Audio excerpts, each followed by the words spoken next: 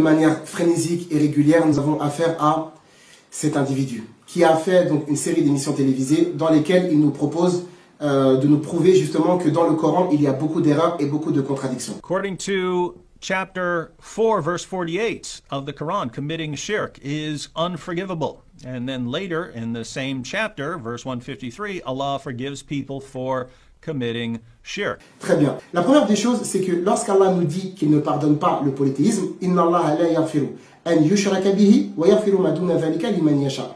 Ici, Allah subhanahu wa ta'ala, eh bien, il parle des gens qui ont fait du polythéisme pendant leur vie et qui vont mourir sans lui avoir demandé le pardon. Car justement, si une personne commet du polythéisme et qu'elle meurt et qu'elle rencontre Allah sans lui avoir demandé le pardon par rapport à ce polythéisme, Allah ne lui pardonnera pas, subhanahu wa ta'ala.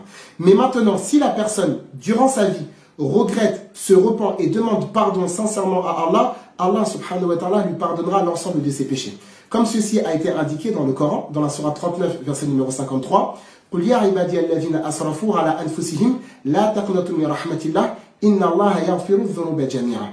Également dans la sourate 8, dans le verset numéro 38, قُلْ لِلَّذِينَ كَفَرُوا إِنْ يَنْتَهُوا يُغْفَرْ لَهُمْ مَا قَدْ سَلَفَ. Allah Azza wa Jal pardonne tous les péchés à partir du moment où la personne lui demande le pardon. Il nous a dit quelque chose de très important.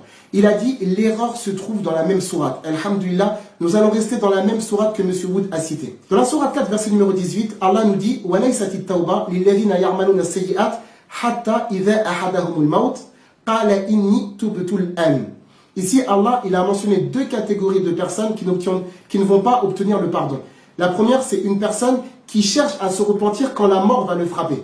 Et ça, c'est l'exemple de Pharaon, dans la sourate 10, à partir du verset numéro 90. فَلَمَّا أَدْرَكَهُ الْغَرَقَ قَالَ آمَنْتُ أَنَّهُ لَا إِلَهَ إِلَّا الَّذِي آمَنَتْ بِهِ بَنُو إِسْرَائِيلَ وَأَنَا مِنَ الْمُسْلِمِينَ. Ça, c'est la première des choses. La deuxième des choses, Allah il nous dit وَلَا لِلَّذِينَ يَمُوتُونَ وَهُمْ كُفَّارٌ. Ceux qui vont mourir en état de mécréance, c'est justement ce que j'ai cité en début de vidéo. Nous avons d'autres occurrences dans le Coran, dans la sourate 2, verset numéro 161, Inna alladhina kafaru wa matu wa hum kuffar.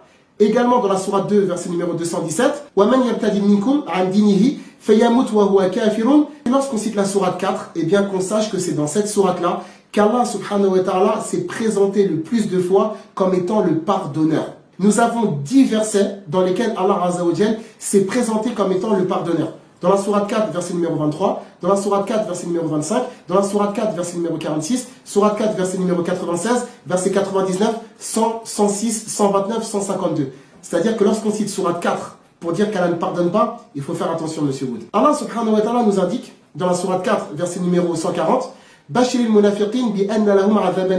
les hypocrites ici, ce sont des gens qui se sont fait passer pour des musulmans alors qu'en réalité, ils n'appartenaient pas à la foi musulmane, juste ils ont fait ça par ruse, tromperie, moquerie, etc. Allah subhanahu wa ta'ala leur annonce un châtiment. Mais 6 versets après, il dit Illa alladhina tabu wa aslahu wa a'tasamu billah wa akhlasu dinahum lillah. Fa ulaika ma'al mu'minin wa sawfa yu'tillahu al-mu'minina ajran 'azima.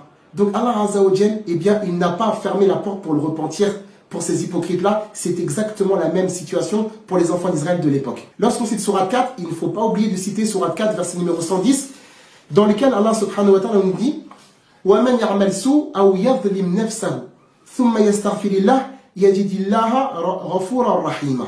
Donc dans ce passage-là, Allah il indique que celui qui commet un mal ou bien qui s'est fait une injustice envers lui-même, eh bien, juste après, il demande pardon, il trouvera Allah, certes, pardonneur et miséricordieux. Allah subhanahu wa ta'ala, eh bien, il parle des gens qui ont fait du polythéisme pendant leur vie et qui vont mourir sans lui avoir demandé le pardon. Car justement, si une personne commet du polythéisme et qu'elle meurt et qu'elle rencontre Allah sans lui avoir demandé le pardon par rapport à ce polythéisme, Allah ne lui pardonnera pas, subhanahu wa ta'ala. Mais maintenant, si la personne, durant sa vie, regrette, se repent et demande pardon sincèrement à Allah, Allah subhanahu wa ta'ala lui pardonnera l'ensemble de ses péchés. Je vous donne rendez-vous, Inch'Allah, pour la prochaine réfutation, toujours sur cet individu. Barakallahu fikum. Wa salam alaikum.